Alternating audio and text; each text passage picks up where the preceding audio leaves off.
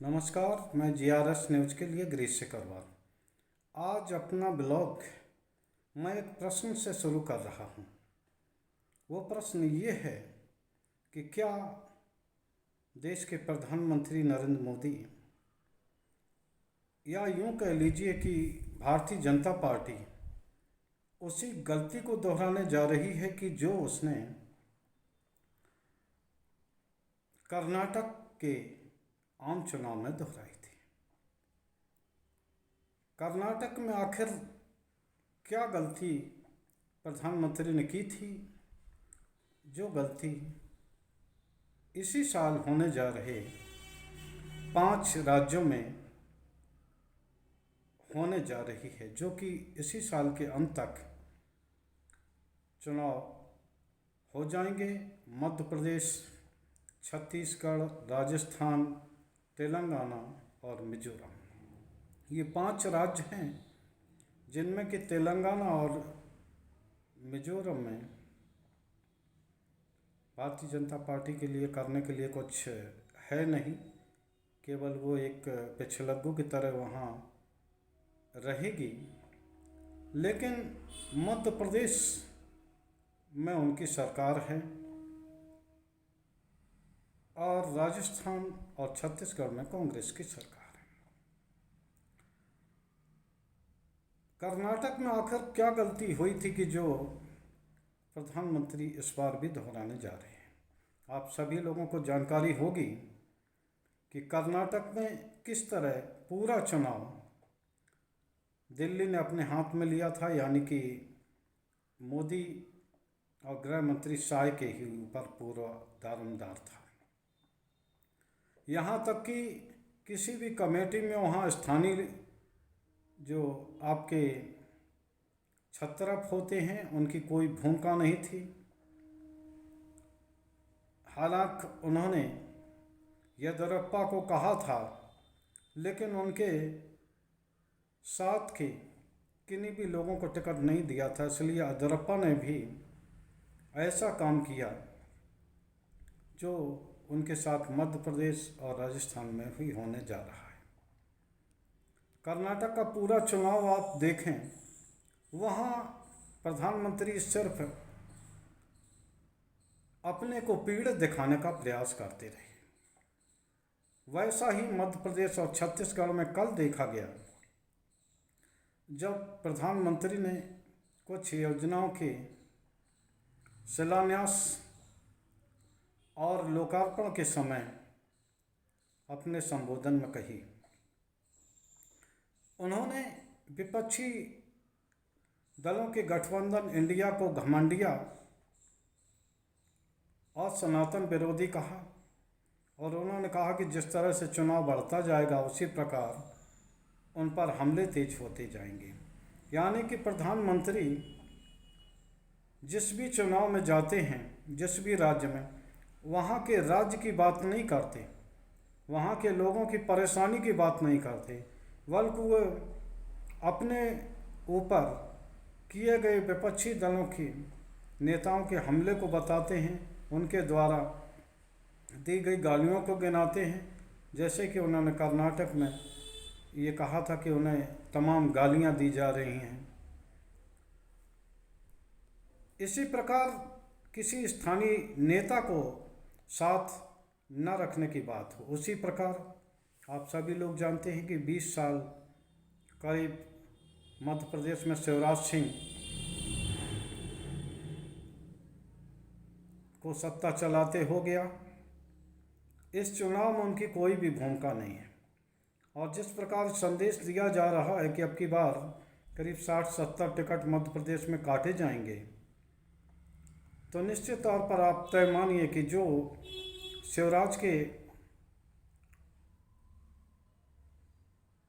माफिक लोग होंगे, यानी कि उनके गुट के जो लोग होंगे, उनके टिकट निश्चित तौर पर काट दिए जाए, क्योंकि प्रधानमंत्री कभी भी वो पसंद नहीं करते जिससे कि कोई जनाधार वाला नेता उनके सामने चुनौती खड़ा कर पाए। अभी तक शिवराज को मुख्यमंत्री पद का दावेदार घोषित नहीं किया है।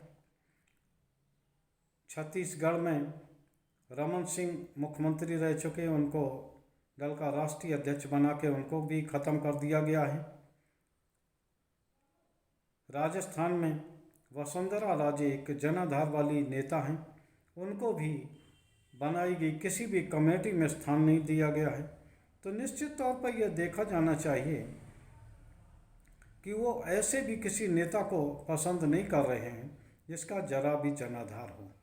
वो ऐसे लोगों को चाहते हैं कि जो जनाधार विहीन हों और वो उनके कहने से ही चलें, किसी भी काम में कितनी भी परिस्थिति हो वो मना न कर पाए। आपने देखा होगा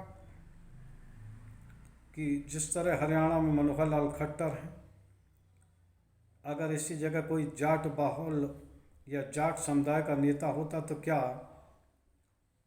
पहलवान बेटियों के साथ हो रहे अत्याचार के खिलाफ वो नहीं बोलता, या किसान आंदोलन के दौरान वो इसकी खिलाफत नहीं करता। लेकिन उन्होंने एक ऐसे व्यक्ति को मुख्यमंत्री बनाया जिसका नाम भी चुनाव के दौरान या उनका आता पता कहीं भी नहीं था। इसी प्रकार जिस तरह कर्नाटक में जो स्थानीय पदाधिकारियों को, स्थानीय भारतीय जनता पार्टी के नेताओं को विश्वास में न लेने की कमियां हुई, उसी प्रकार प्रधानमंत्री छत्तीसगढ़, मध्य प्रदेश और राजस्थान में इसी तरह की गलती करने जा रहे हैं। सभी लोगों का ये मानना है कि राजस्थान में ऐसी स्थिति है जहाँ की कांग्रेस को कड़ी टक्कर दी जा सकती है, लेकिन जिस तरह उन्होंने जनाधार वाली नेता वसुंधरा राजे सिंधिया को बाहर का रास्ता दिखाने की कोशिश की है, उससे ये महसूस होता है कि भारतीय जनता पार्टी राजस्थान में भी सत्ता में धीरे धीरे बाहर जा रही है। मध्य प्रदेश और छत्तीसगढ़ में तो जितने तरह के भी सर्वे आए हैं, सभी सर्वे ने ये बताया है कि वहाँ कांग्रेस की सरकार बनने जा रही है। आप सभी लोगों को जानकारी होगी कि 2018 में इन तीनों राज्यों में कांग्रेस की सरकार बनी थी। बाद में ज्योतिराज सिंधिया के गुट को खरीद कर किस तरह से भारतीय जनता पार्टी ने अपनी सरकार बनाई, उसे बार बार बताने की आवश्यकता नहीं। तो अगर दिल्ली से ही पूरा चुनाव का संचालन होगा तो निश्चित तौर पर वो नेता जिन लोगों ने अपने संघर्ष के बल पर अपनी राजनीति में पकड़ बनाई है, तो वो किस प्रकार दिल्ली के साथ अपना सामंजस्य बना पाएंगे। जिस प्रकार कर्नाटक में चुनाव परिणाम आए, उसी प्रकार मध्य प्रदेश में भी और राजस्थान में भी भारतीय जनता पार्टी का एक गुट बिल्कुल तैयार बैठा है जो दिल्ली को जवाब देने के लिए। छत्तीसगढ़ में भारतीय जनता पार्टी के पास कोई भी नेता इस दमखम का नहीं है।